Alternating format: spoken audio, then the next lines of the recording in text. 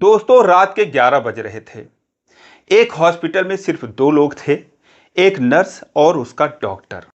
और कोई नहीं था, कोई मरीज नहीं था। अगल बगल में सन्नाटा था। जो हॉस्पिटल था वो भी एकांत में था, खेतों के बीच में बना था। तो रात के 11 बजे अचानक से उस जो डॉक्टर था उसकी नीयत नर्स के ऊपर खराब हो जाती है। और इसके बाद वो अपने दो और साथियों को फ़ोन करके बुला लेता है। तीनों वहाँ पर जमकर शराब पीते हैं और नर्स के साथ क्या करना है, कैसे करना है, इसकी प्लानिंग करते हैं। जो नर्स थी वो उसे कुछ अनहोनी की आशंका महसूस होती है।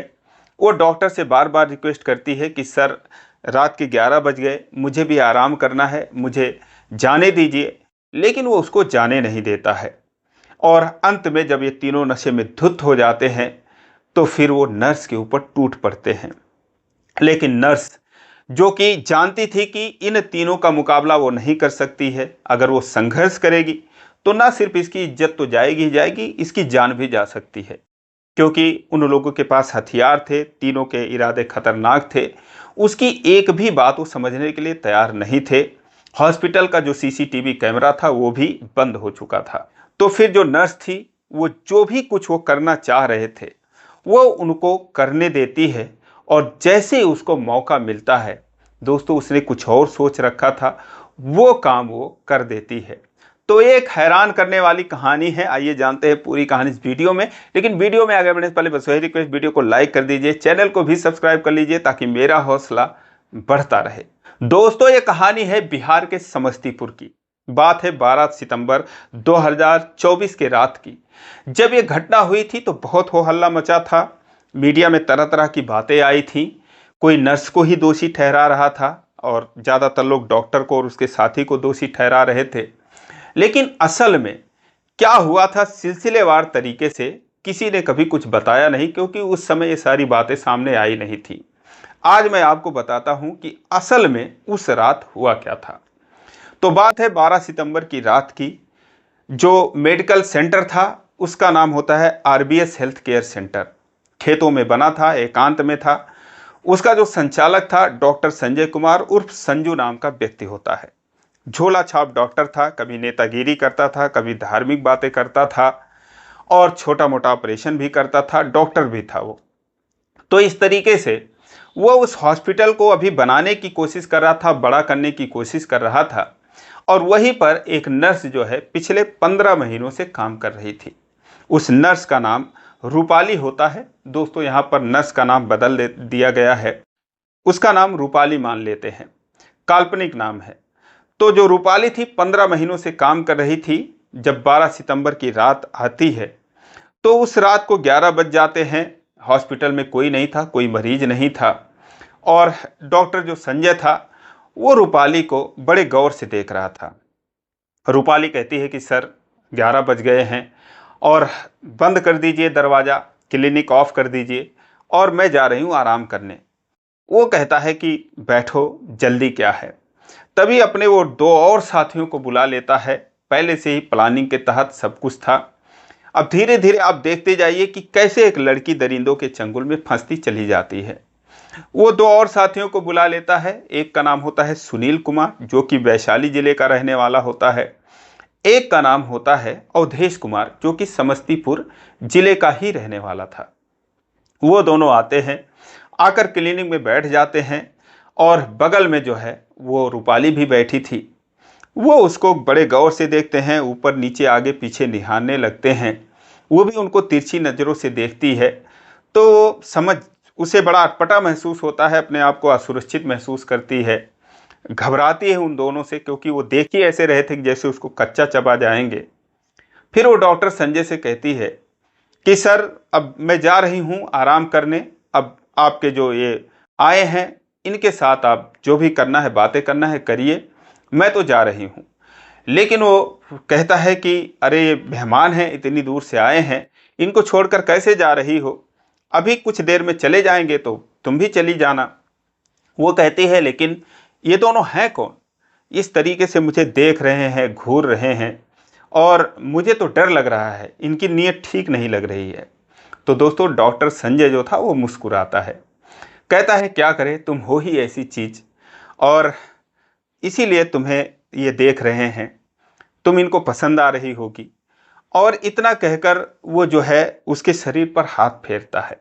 रूपाली जो है वो थोड़ा अटपटा महसूस करती है, कहती है कि ठीक है सर, आप इनको जो है जल्दी निपटाइए और फटाफट जो है क्लिनिक बंद करिए, जाने का समय हो रहा है।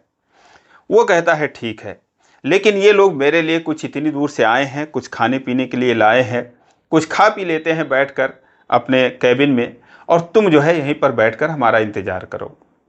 दोस्तों वो फिर तीनों कैबिन में चले जाते हैं, डॉक्टर के कैबिन में। वहाँ पर जमकर जो है पीते हैं, खाते हैं और प्लान बनाते हैं कि भाई कैसे क्या करना है।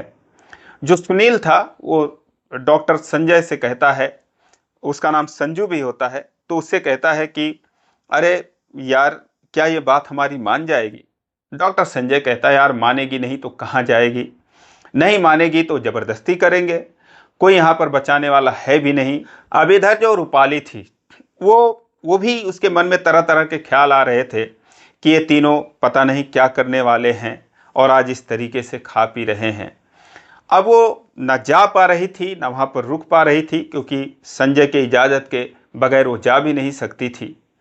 धीरे धीरे जब वो नशे में धुत हो जाते हैं तो उसके बाद बाहर निकलकर जो संजय था वो आता है और दरवाज़ा जो था वो बंद कर देता है, कुंडी लगा लेता है। इससे पहले जो सीसीटीवी कैमरा वहाँ पर लगा था उसकी रिकॉर्डिंग वो बंद कर देता है। तो रूपाली जब देखती है, कहती है सर आपने दरवाज़ा क्यों बंद कर दिया? तो वो कहता है कि इतनी रात को कौन आ रहा है, कौन मरीज आएगा, और दरवाज़ा बंद ही रहने दो। वो कहती है लेकिन मैं अंदर हूँ, आपने दरवाज़ा बंद कर दिया। वो कहता है कि तभी तो बंद कर दिया कि ताकि कोई आए तो देख ना ले। तो कहती है क्या मतलब सर, आपका कहना क्या है? अब दोस्तों वो हंसता है और कहता है कि इतनी भोली भी मत बनो, ये हमारे दोस्त जो हैं तुम्हारे लिए ही आए हैं और आज जो है तुम्हें हम तीनों को खुश करना पड़ेगा, और देर मत करो, जो भी करना है आराम से मान जाओ। वो दोस्तों घबरा जाती है, उसके पैरों तले ज़मीन खिसक जाती है। कहती है कि सर आप ये कैसी बातें कर रहे हैं, आप होश में तो हैं? कहता है मैं होश में भी हूँ और जोश में भी हूँ, और अब कुछ बात करने से कोई फ़ायदा नहीं है, इसीलिए आराम से अगर बात मान जाओगी तो फ़ायदे में रहोगी। वो कहती है कि नहीं, हरगिज़ नहीं, मैं ऐसा नहीं कर सकती। दोस्तों वो दोनों भी निकल कर आ जाते हैं और उसके बाद उनके हाथ में पिस्टल था, उसको वो उसे दिखाते हैं। रूपाली जो है पहले से डरी हुई थी, जब उसको देखती है तो और डर जाती है। वो सोचती है कि अब बचना नामुमकिन है। कहती है कि ठीक है, लेकिन इन दोनों को आप भेज दीजिए, मैं सिर्फ आपकी बात मान सकती हूँ। संजय कहता है कि तुम्हारी शर्त कुछ भी नहीं चलने वाली है, जो हम कह रहे हैं वो सुनो, हम तीनों की बात तुम्हें माननी पड़ेगी और ज़्यादा नखरे करने की ज़रूरत नहीं है। रूपाली कहती है ठीक है। अब उसके भी दिमाग में एक से एक बातें चल रही थी। वो कहती है ठीक है, लेकिन आप इन दोनों को बाहर भेज दीजिए, पहले आप जो है, मैं आपकी बात मानती हूँ, उसके बाद इनको भी बुला लेना। वो कहता है कि हाँ ये बात ठीक है। उसके बाद दोस्तों वो जो है उन दोनों से, सुनील और अवधेश से कहता है कि एक काम करो, तुम लोग बाहर चले जाओ, वहाँ पर गाड़ी है, कार थी, वहीं पर बैठ जाओ और मेरे बाद आ जाना। वो दोनों दोस्तों खुशी खुशी वहाँ से चले जाते हैं और उसके बाद गाड़ी में बैठ जाते हैं। इधर जो संजय था, अब दोस्तों वो अपने काम में लग जाता है। जैसा जैसा वो कहता है, रूपाली को बात माननी ही थी, अगर नहीं मानती तो उसकी जान भी जा सकती थी, इज्जत तो जानी ही जानी थी। उसके बाद दोस्तों जब डॉक्टर संजय जो था वो पूरी तरीके से वस्त्रहीन हो जाता, निर्वस्त्र हो जाता है और उसका शरीर जो है वो हरकत में आ जाता है कुछ भी करने के लिए। तो रूपाली जो थी उसने दोस्तों, एक सर्जिकल ब्लेड होता है जिससे कि ऑपरेशन किया जाता है, मोटे से मोटी स्किन जो है वो बहुत ही आराम से वो काट देती है, उसी से चीरा लगाया जाता है। तो वो ब्लेड को उसने उसके होल्डर में, हैंडल में लगाकर और अपने कपड़े में छुपा कर रखी थी। जैसे ही अब डॉक्टर संजय जो है एकदम आराम से सोचता है कि अब तो कोई खतरा है नहीं, जैसा मैं कहूँगा वैसा ये करेगी, तो वो एकदम से निश्चिंत हो जाता है। और इधर जो रूपाली थी वो दोस्तों अपने कपड़े में छुपा कर वो ब्लेड रखी थी, उसे निकालती है और 1 सेकंड के अंदर उसके प्राइवेट पार्ट के एकदम जड़ पे वार करती है और उसे काट देती है। 1 सेकंड में उसका जो पार्ट था वो दोस्तों लटक जाता है, दर्द से चीखने लगता है, चिल्लाने लगता है। उसे पकड़कर कहता है, ये तुमने क्या किया? बोलती है, मैंने जो किया वो ठीक किया। उसके बाद दोस्तों भागकर वो दरवाज़ा खोलकर बाहर की तरफ भागती है, साथ में अपना मोबाइल भी लेकर वो भागती है। जब वो बाहर भाग रही थी तो ये दोनों कार में, गेट पर ही कार खड़ी थी।